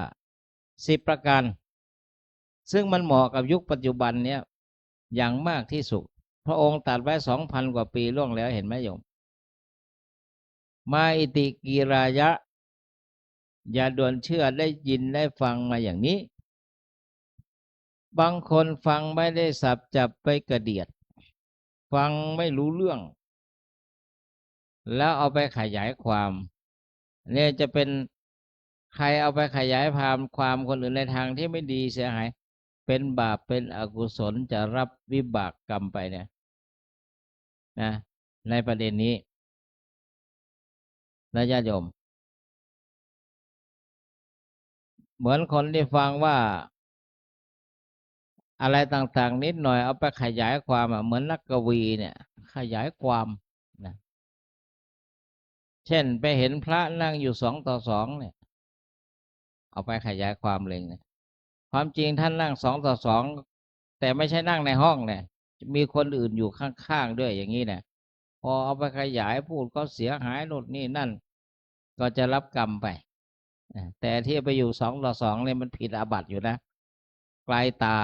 นี่อนิยตเนี่ยไม่แน่นอนไกลหูเช่นแม่วาสนาอยู่ตรงนั้นเราคุยกันอันนี้ไม่รับตาแต่รับหูเพราะไม่ได้ยินว่าคุยอะไรกันนี่แต่ถ้ามันอยู่ที่มันมืดที่มันบังเนี่ยนะอยู่กระท่อมโดเดกัน2:2อันนี้มันทั้งรับตาและรับหูแล้วตัวใครตัวมันนะอย่างนี้เป็นต้นนั้นอย่าด่วนเชื่อในสิ่งที่ได้ยินได้ฟังมาอย่างนี้พอเราไปสืบสวนทวนความแล้วปรากฏว่าไม่ใช่อย่างนั้นนะโยมคือคนเราไปขยายความได้ผิดได้ก็เป็นธรรมดาเหมือนสัปดาห์ก่อนเนี่ยบอกว่าคนตัดไม้วัดพระธาตุนี่มรณะหรือตายคนก็มาถามอาตมาไม่เห็นมีใครมรณะเนี่ยมันจะหลุดหนวดไปได้ที่ไหนเนี่ยเอาก็ไปสอบสวนแถวไหนแถวสระหนองหลวงได้ความละมีคนแถวหนองหายไปตัดไอ้ต้นอะไรนะโน่นไม่ใช่ของวัดถ่ายวัดนู่นในสวนเนี่ยต้นจามจุลีฉำฉาดึงยังไงไม่ถูกกับขาดเรียกอะไรนะความชำนาญดึงไปก็เข็ดกิ่งก็มรณะเสียชีวิตแต่มันไม่ใช่ในวัดเราสอบสวนอย่างนี้เป็นธรรมดาก็ปรากฏมันมีเงื่อนของมันเหมือนที่ได้พูดกันว่าคนไทยโบราณบางทีเชื่อว่ามันโลกเลยมันเวลาเกิดแผ่นดินไหวมันมีปลาอานนท์เนี่ยปลาอานนท์เนี่ยเชื่อเถอะมันไม่มีในพระไตรปิฎกหรอกมีแต่พระเถระชื่อว่าอานนท์อุปถากเลยมีแต่ปลาชื่อว่าอานนท์เวลาหลับแล้วกับเพื่อมเนี่ยมันแต่งกันขึ้นทีหลังสิ่งที่งอกเข้ามาเนี่ยอาตมาก็ไม่เชื่อนี่ขยายความให้ญาติโยมฟังนะไม่มีในพระไตรปิฎกใครจะไปเจอในชาดกอาตมาก็ไม่เจอใครเจอก็ช่วยบอกด้วยไม่มีพระพุทธเจ้าไม่ได้ตรัสไว้เป็นเรื่องคนไทยเนี่ยมันจินตนาการเยอะแต่งเป็นเรื่องเป็นราวได้รามเกียรติ์เนี่ยไปรับอิทธิพลจากแขกก็แต่งไว้อย่างนี้นี่อย่างนี้เหมือนกันอย่าไปด่วนเชื่อแต่ที่เจอในพระไตรปิฎกนี่พระพุทธเจ้าตัดแผ่นดินไหวนี่8 ประการที่เคยบอกกับญาติโยมนั่นแหละมันเข้ากับวิทยาศาสตร์อยู่นะที่พระองค์ตัดไว้อานนท์เนี่ยตัดกับพระอานนท์ดินตั้งอยู่บนน้ น้ำเนี่ยอาจจะหมายถึงก๊าซหรือของเหลวหรือน้ำมันอะไรก็ได้ น้ำอยู่เหนือลมนะลมเหนืออากาศอีกทีก็เป็นลักษณะสลับกันอย่างนี้ เกิดแผ่นดินไหวใต้พิภพรอยเลื่อนสกาย บางทีคนเราก็เกิดอุปาทานขึ้นมาเหมือนกันแหละครั้งแรกก็ไม่เกิดอุปาทานมองหายาลมอายุ50 กว่าแล้วคงจะเป็นลมแล้วมั้งเนี่ยอุตส่าห์เดินออกกำลังทุกวันเลยเป็นลมแล้วไปหาแล้วอยู่มันไม่ใช่ลมเลยมันไหวจริงเนี่ยอย่างนี้นะแต่ที่แห่แม่ค้ำเนี่ยมันไหวเฉพาะใครเฉพาะมันถือขวดไปด้วยนะตัวใครตัวมันนะอันนั้นมันแผ่นดินไหวของเขาเองอะนะแห่แม่ค้ำจอมทองเนี่ยเพราะมันถือขวดไอ้ปานะพิเศษปานะตัวนั้นเนี่ยเป็นอย่างนั้นเรียกว่าอย่าด่วนเชื่อว่าได้ยินได้ฟังมาอย่างนี้คนหนึ่งมาเล่าให้เราฟังคนหนึ่งก็มาเล่าให้เราฟังเราก็ฟังเนื้อหาสาระข้อเท็จข้อจริงของมันพระไตรปิฎกนี่กาลามสูตรไม่ใช่ไม่ให้เชื่อนะไม่ใช่ปิดกั้นว่าไม่ให้เชื่อไม่ใช่พอสอบสวนทวนความด้วยเหตุและผลโดยหลักแล้วจึงจะเชื่อได้มาปิตกะสัมปทานินะอย่าด่วนเชื่อคัมภีร์บางคนบอกว่าแล้วไม่เชื่อคัมภีร์แล้วจะเชื่อใครมหาคัมภีร์ก็อยู่นี่ชื่อคนเนี่ยนะพระมหาคัมภีร์ปทเก้าแต่ไม่ใช่ไม่ให้เชื่อให้สอบสวนทวนความเสียก่อนพระไตรปิฎกเนี่ยนะญาติโยมครั้งแรกที่จำมาจากไหนเราพระอรหันต์500เนี่ยมีพระมหากัสสปะเป็นประธานเนี่ยสวดกันเนี่ยแบ่งพระวินัยพระสูตรพระอภิธรรมพระอรหันต์ทรงจำไว้แล้วตอนหลังมาก็มีการบันทึกทีหลังแรกนี่มันไม่ใช่บันทึกนายมด้วยอักขระไม่ใช่เอวเมสุตังเอกังสมยังเนี่ยเห็นไหมในสมัยหนึ่งเนี่ยพระอานนท์เนี่ยมาจากพระอานนท์เราพระอรหันต์ท่านแบ่งกันทรงจำอย่างนี้สืบกันมาแล้วมีการบันทึกพระไตรเป็นพระไตรปิฎกทีหลังเกิดมาจากพระอรหันต์ท่านทรงจำไว้แต่ก็เป็นธรรมดาแหละนะผ่านการเวลามาแล้วก็มีอย่างอื่นประกอบไปด้วยจึงมีพระไตรปิฎกอรรถกถาฎีกาอนุฎีกาประกรณ์วิเศษหรือโยชนามาอธิบายอีกทีหนึ่งแต่ไม่ขัดไม่แย้งกันนะอย่างนี้ไม่ขัดไม่แย้งเช่นอรรถกถาไม่ขัดไม่แย้งกับพระไตรปิฎกจึงจะเชื่อได้อย่างนี้นะญาติโยมหรือแม้กระทั่งว่ามาพระรูปตายะอย่าด่วนเชื่อว่าคนนี้น่าเชื่อถือให้สอบสวนเสียก่อนเช่นพระไตรปิฎกบอกขันธ์ห้ารูปเวทนาสัญญาสังขารวิญญาณพุทธวจนะใครมาบอกมีขันธ์6ขันธ์8มันเกิดได้ยังไงก็ต้องไปดูเพราะเขาบอกมีขันธ์5อย่างนี้รูปกับนามหรือนามกับรูปนะบางทีคนพูดเนี่ยมันน่าเชื่อถือเช่นมหาปรริญญาเนี่ยคนไม่รู้บาลีเนี่ยมันอาจจะเชื่อได้แต่ถ้าคนรู้แล้วมันไม่เชื่อเช่นอันนี้ฟังให้สนุกนะทิจะนังกับมะนังนี่ให้ประโยค9หลายรูปแปลแล้วแปลไม่ได้แต่อาตมาแปลได้ทิจะนังกับมะนังแปลว่าที่จะนั่งก็ไม่นั่งอันนี้บาลีนอกระบบสิมะนังที่กูจะนอนตีขออภัยนะดันเสือกมานั่งที่กูจะนั่งอันนี้มันในแวดวงบาลีเขาคุยกันสนุกเฉยๆแต่มันพูดแล้วมันเหมือนบาลีทิจะนั่งก็มานั่งสิมานั่งที่กูจะนอนตีที่จะนั่งก็ไม่นั่งพอเสือกมานั่งที่กูจะนั่งอันนี้มันออกเสียงบาลีแต่มันไม่ใช่บาลีอย่างเงี้ยอย่าด่วนเชื่อนะญาติโยมแต่อาตมาไม่เชื่อปลาอานนท์นี่ที่มันหลับแกว่งโลกไม่ใช่อะมันผิดหลักแต่ปิฎกใครจะเชื่อก็เชื่อไปนะไม่ได้บังคับกันยกตัวอย่างเป็นอย่างนี้สามเณรก็ให้หลักกาลามสูตรยกเรื่องที่ดีมีประโยชน์ให้แก่ญาติโยมสาธุชน2 ทุ่ม 8 นาที ลูกเนนพูดสั้นก็เลยขยายความตรงนี้ นิดหนึ่งจันทนวัฒน์มีอะไรไหมลูกมีขยายความไหมถ้าไม่มีเดี๋ยวก็ญาติโยมสาธุชน อย่าลืมประเคนกันปาฐกนะอาจารย์เบญจมาศมาประเคน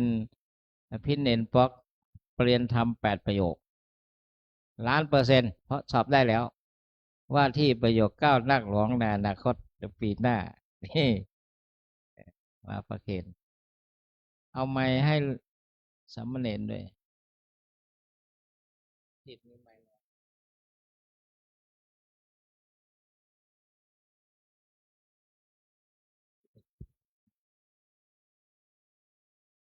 เชิญกรวดน้ำรับพรนะครับ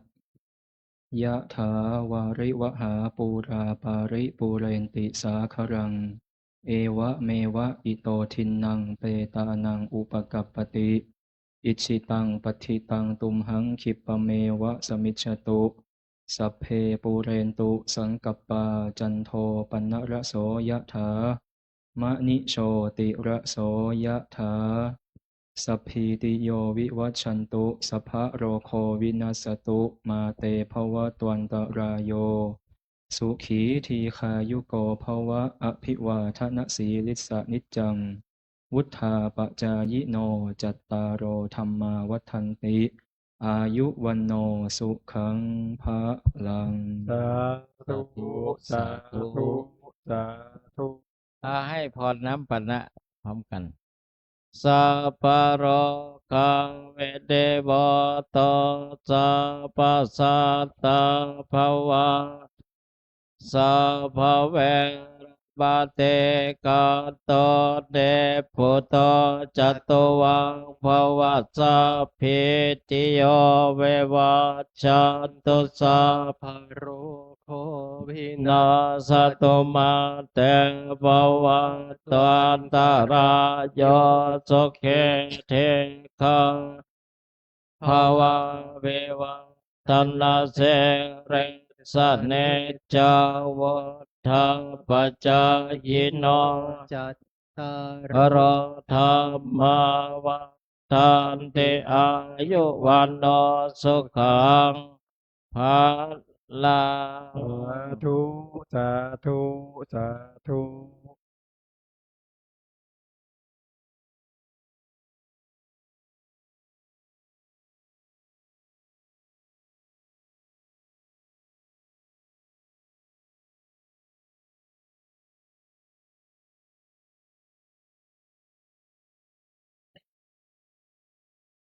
ต่อไปเราจะได้น้อมกล่าวคำสักการะบูชาดอกไม้ธูปเทียนและจะได้เจริญจิตตภาวนาปฏิบัติบูชาเป็นเทียนร่วมกันนะครับ ยะมัมหะโข ยะมามหาโข มะยัง มายัง ภะคะวันตัง ภะคะวันตัง สะระนังคตา สารนังคตา เราเป็นผู้ถึง เราเป็นผู้ถึง พระผู้มีพระภาคเจ้า พระผู้มีพระภาคเจ้า พระองค์ใด พระองค์ใด ว่าเป็นสารณะ ว่าเป็นสารณะ โยโนภควาสัทธา โยโนภควาสถา พระผู้มีพระภาคเจ้า พระผู้มีพระภาคเจ้า พระองค์ใด พระองค์ใด เป็นศาสดาของเรา เป็นศาสดาของเรา ยัสจะมะยัง ยัสสจามะยัง ภควะโตธัมมัง ภควโตธัมมัง โรเจมะ โรเจมะ และเราชอบใจ และเราชอบใจ ธรรมของพระผู้มีพระภาคเจ้า ธรรมของพระผู้มีพระภาคเจ้า พระองค์ใด พระองค์ใด อิเมหิ อิเมหิ สักการเรหิ สการเรหิ ตังภควันตัง ตังภควันตัง สะธรรมัง สะธรรมัง สะสังขัง สะสังฆัง อภิปูชยามะ อาภิปูชยามะ เราตั้งใจบูชา เรา ตั้งใจบูชา พระผู้มีพระภาคเจ้า พระผู้มีพระภาคเจ้า พระองค์นั้น พระองค์นั้น พร้อมทั้งพระธรรม พร้อมทางพระธรรม พร้อมทั้งพระสงฆ์ พร้อมทางพระสงฆ์ ด้วยเครื่องสักการะ ด้วยเครื่องสักการะ ทั้งหลายเหล่านี้ ทั้งหลายเหล่านี้ อิมินาสการเรนะตังพุทธังอภิปูชยามะอิมินาสการเรนะตังธัมมังอภิปูชยามะอิมินาสการเรนะตังสังฆังอภิปูชยามะอะระหังสัมมาสัมพุทโธภะคะวาพุทธังภะคะวันตังอภิวาเทมิ สวากขาโตภะคะวะตาธัมโมธัมมังนะมัสสามิ สุปฏิปันโนภะคะวะโตสาวกสังโฆสังฆังนะมามิ หันทะมะยังพุทธัสสะภะคะวะโตปุปภาคณมการังกะโรมะเสนะโมตัสสะภะคะวะโตอะระหะโตสัมมาสัมพุทธัสสะนะโมตัสสะภะคะวะโตอะระหะโตสัมมาสัมพุทธัสสะนะโมตัสสะภะคะวะโตอะระหะโตสัมมาสัมพุทธัสสะหันธรรมยังพุทธานุสตินะยังกะโรมะเสอิติปิโสภะคะวะอะระหังสัมมาสัมพุทโธวิชชาจารณะสัมปันโนสุขโตโลกวิทูอนุตตโรปุริสธรรมมัสสารทิสัทธาเทวมนุษย์สหนังพุทโธภะคะวาติกะนวาจายวเจตสวาพุทเทกุกัมมังปะกะตังมหยายังพุทโธปฏิคันหะตัวใจหันตังกาลันตาเรสังวาริตุงบะพุทเทหันธรรมยังธรรมานุสตินะยังกะโรมะเสสวาคาโตภะคะวะตาธัมโมทิโกอากาลิโกเอหิปัสสิโกโอปัญญิโก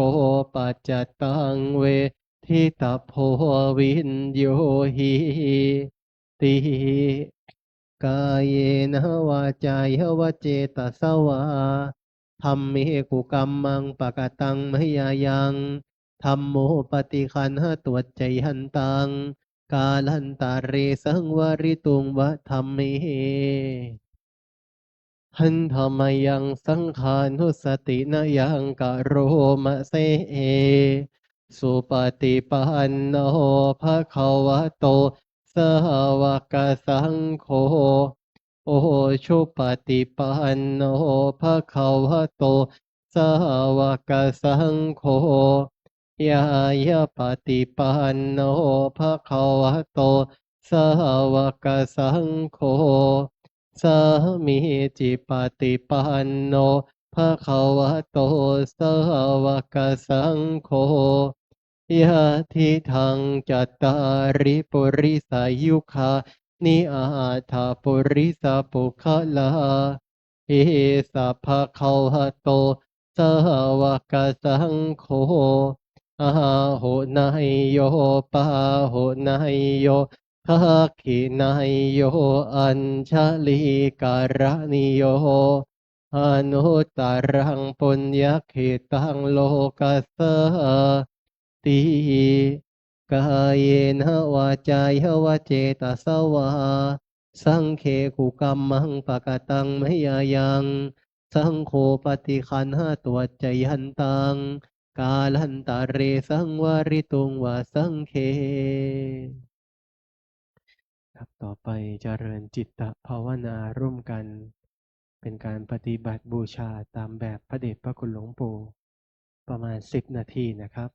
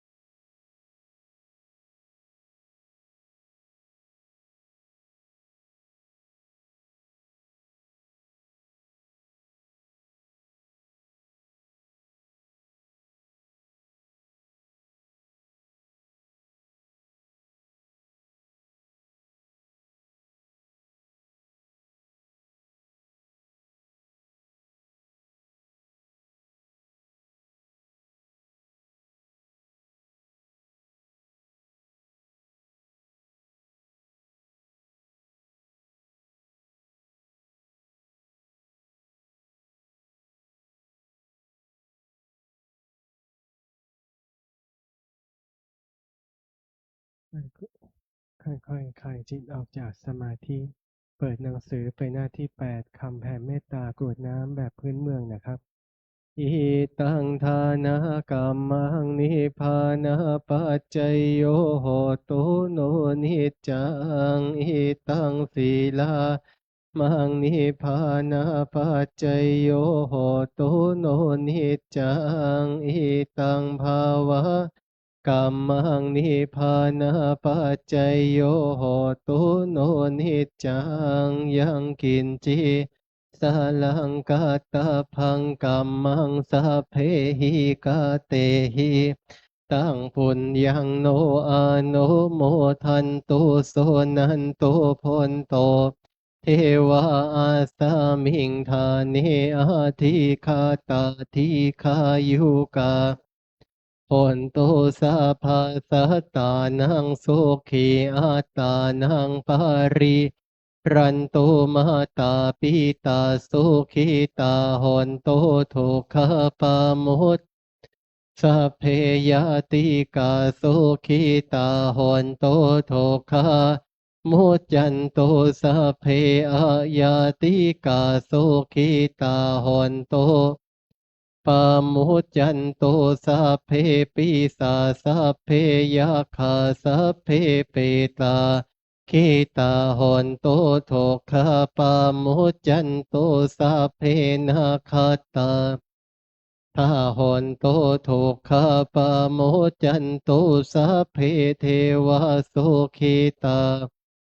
โทคาปามุจจันโตสัพเพจาริโยปัชฌายาสุขิตาหนโตโทคาสัพสัมปัตสมิจฉันโตโววันทามิพุทธังสัพพังเมโทสังทาเมพันเตวันทามิธัมมังสัพพังเมโทสังทาเมพันเตวันทามิสังฆังสัพพังเมโทสังฆามทาพันเตวันทามิโคโรปัชฌาจาริเยสัพพังเมขามทาเมพันเตวันทามิกัมมทานังสัพพังเมขามทาเมพันเตวันทามิอาราเมพัทธะสัพพังเมโทสังฆามทาพันเตวันทามิเจติยังสัพพังสัพพทาเนสุทิตาสาริราธาตุมหาโพธิงพุทธรูปังสกาลังสัทธานาคาโลเกพระมโลเกชัมพูทีเปลังกาทีเปสรีราตุโยเกสาธาตุโยอะระหันตาตุโยเจ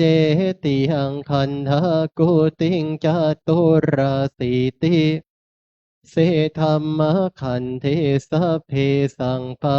ทาเจติยังอาหังบันทามีสาภาโสกราบกราบกราบในน้อมมันทาน้อยน้อมกราบลารูปเคารพพระเดชพระคุณหลวงปู่ด้วยความพร้อมเพรียงกันนะครับวันทามิพันเตสะพังอปาราทังคามทาพันเตมยากาตังปุญญังสมินาอนุโมทิตพังมินากาตังปุญญังไมหังทาตะพังสาธุสาธุอนุโมทามิกราบกราบกราบในน้อมมันทานน้อยท่านเจ้าคุณอมรเวทีนะครับวันทามิพันเตสัพพังอาปาราทังคามทาเตมยากาตังปุญญังสามินาอนุโมทิตพังมินากาตังปุญญังไมหังทาตะพังสาธุสาธุอนุโมทาในนามพระสงฆ์ทั้งนั้นกล่าวว่าอาภิวาทนาสีลิสานิจังวุธาปัจจยโนจัตตารุธรรมาวัฏันติอายุวโนสุขังพระลา ธุสาธุสาธุ